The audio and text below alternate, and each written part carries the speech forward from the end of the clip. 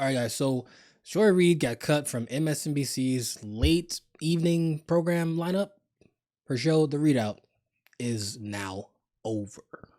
Done. And they replaced it with The Weekend, which isn't that much better, viewership-wise and just in general. But let's see what exactly was the problem with Joy Reid's show. They can drive out the brown people and the black and Asian people, or just sink them into the same apartheid they've created in Texas. And they will control enough electoral votes if they can. They want white supremacy by ventriloquist effect. There is a black mouth moving, but a white idea through the running on the runway of the tongue of a figure who justifies and legitimates the white supremacist practices. Your thoughts, Byron Donalds, who walked out after Dixie was played in New York and has no shame there.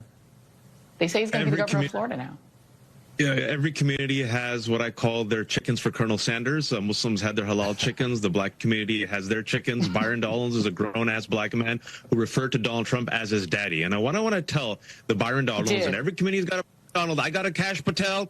We got a Nimrata, we got the Haley. We all got them, all right? What I want to say is this. They'll never love you.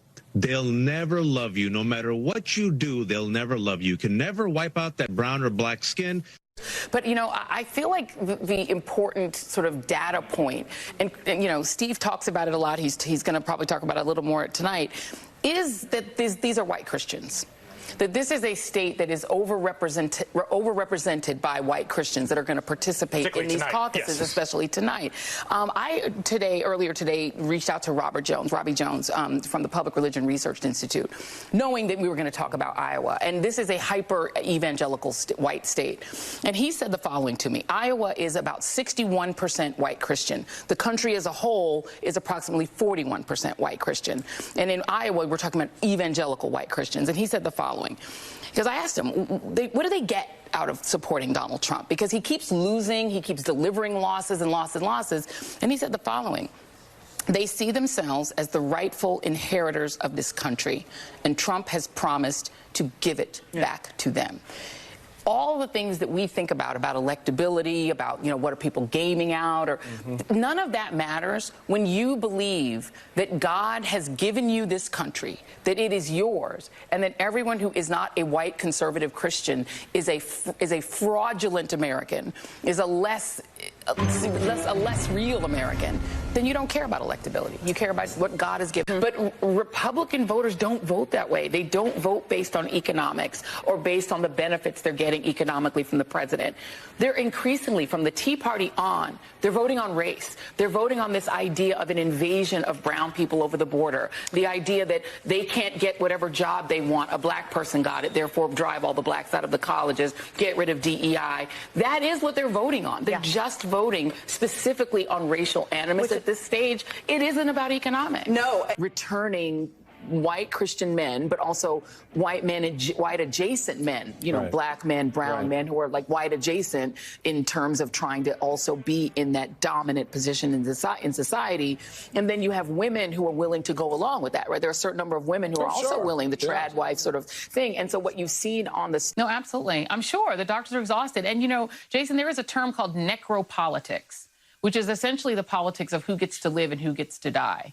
And these states, what they have in common is that they have structures which say that black and brown lives matter less. And so all that matters is that the black and brown people get their behinds into the factory and make me my steaks, make me my stuff, get there and do my nails, work, get back to work now and do the things that I, the comfortable, affluent person, need. So the new president over at MSNBC, I might have said this before, basically had her show cut as part of a new overhaul of all the programs that are over there at MSNBC. And we all know their viewership has tanked since the election, and that's part of the reason why they've taken her show off. But there's also some other reasons, probably because of the anti-white sentiment that's on the show like every day. And if you want Democrats to vote for you, especially, white Democrats, it probably makes sense to, stop smearing 60% of the country for just being white. The funny part is that this isn't even the first time that MSNBC has been on the news for saying something racist or having a racist program or a racist anchor up there. You remember the cross connection? Apparently on the left, what you're about to see is considered completely normal, even good. And that should worry you deeply. You don't want to live in Rwanda. But on MSNBC, they're already there. Now, you probably knew about Joy Reid, the race lady, who's been fixated on race hate for years now. But MSNBC has a new host, someone called Tiffany Cross, who hosts a show called The Cross Connection. Here's a selection.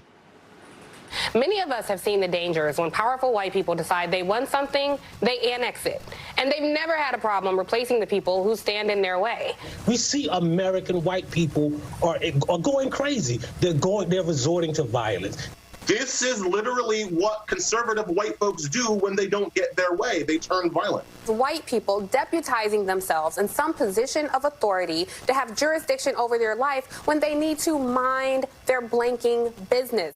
I don't think it's our responsibility to be tasked with destroying and dismantling the racial oppression that's against us. That's just saying we're more at fault than the white people who constructed this system and the white people who continue to practice institutional racism. A majority of white people do not support policies that would unpack and unroll and reform this system of justice. This is what they want. Matt Gaetz is giving the white folks what they want. White replacement can strangle culture. So yes, we should all be concerned about white replacement. That kind of makes sense. And the conservative media, they don't do this, so that's probably why their viewership has either remained the same or have gotten better, even on alternative, what they call alternative media. You know, I don't know what it is about Democrats and left-leaning media, but they don't seem to realize that 60% of the country is white, and even like the classical self-hating white liberal, after a while, is probably going to get tired of hearing this same old anti-white sentiments. At this point, it is unclear whether she will stay a correspondent over at MSNBC, but it is clear that her show will be cut. And if she does end up getting fired, of course, she's going to blame racism. That's what they run to every time.